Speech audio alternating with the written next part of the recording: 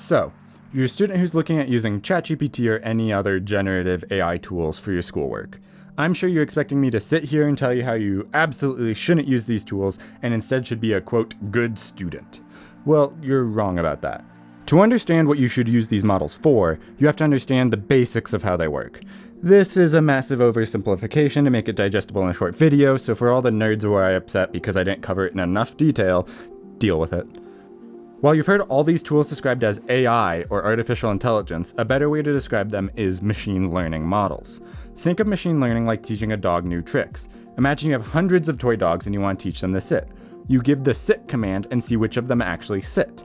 Then you take the toy dogs that came the closest and make small changes to them. Maybe you adjust their legs or tails, and then you try it again with a new set of dogs based on the best performers.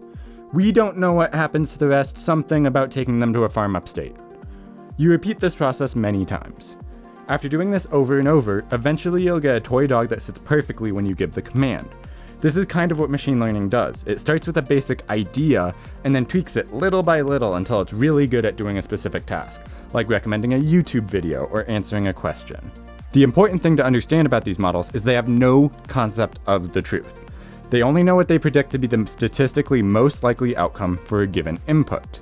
Now, why are ChatGPT and these other generative, pre-trained transformer models, that's what the GPT stands for in ChatGPT by the way, such a big deal? They've been trained on so much more data than any other machine learning model we've ever seen before. Now that we've gotten that explanation out of the way and half of you stopped watching the video, let's talk about why knowing this is important before you use ChatGPT to write your next stupid 10-page paper about the Anglo-Zanzibar War, which lasted a whopping 38 to 45 minutes. When you ask ChatGPT, write me a 10-page paper about the Anglo-Zanzibar War, ChatGPT will take that input and using all of the data it's trained on, it will pick the first word to start the paper, which will most likely be the. Next, it takes the input you fed as well as all the previously written words and predicts the statistically most likely next word, and so on for the entire 10 pages of your paper. What this means is that ChatGPT has absolutely no idea if what it's writing is true. Only that the words it picked in the order that it picked are the statistically most likely based on what it's been trained on. So what does that mean for you, the student who's watching this video right before feeding all of your math problems into it because you don't feel like doing your homework tonight and would rather watch some show on Netflix you've already seen 80 times?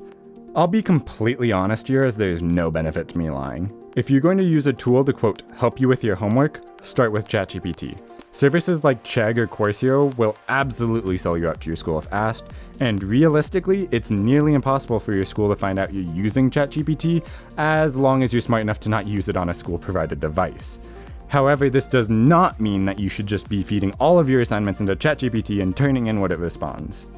While it may be tempting to use ChatGPT as a shortcut for your homework, there are some serious ethical considerations you should be aware of. First, let's not forget the real reason you are in school: to learn. If you are simply copying and pasting answers, you are not gaining the skills and knowledge that you will need later on in life. It's short-term gain for long-term pain. Also, using any tool to complete assignments for you could be considered academic dishonesty, which has severe repercussions ranging from failing the assignments to being expelled.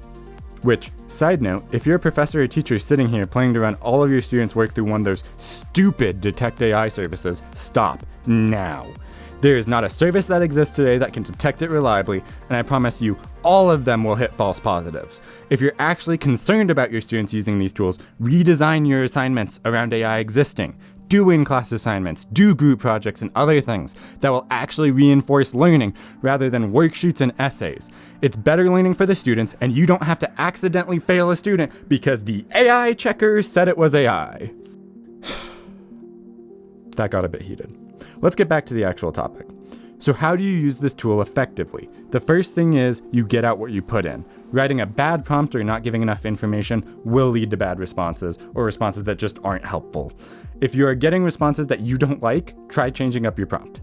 Also, don't just ask it to write you a 10-page paper, take what it spits out and submit it. Anyone with half a brain would be able to tell that's not written by you.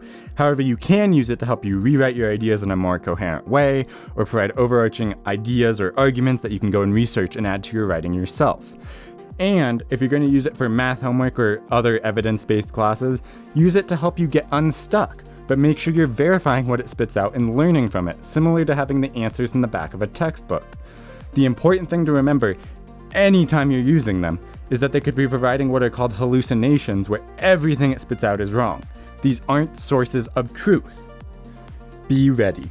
These machine learning models are likely to be the next "you won't have a calculator in your pocket." In fact, in many places, such as my day job, we are already provided custom models that I use all day long. The secret is learning how to use them effectively. Speaking of which, if you know tricks for using them correctly, drop them in the comments so we can all improve. Now, I'm gonna go ask ChatGPT to edit this video for me. Shoot.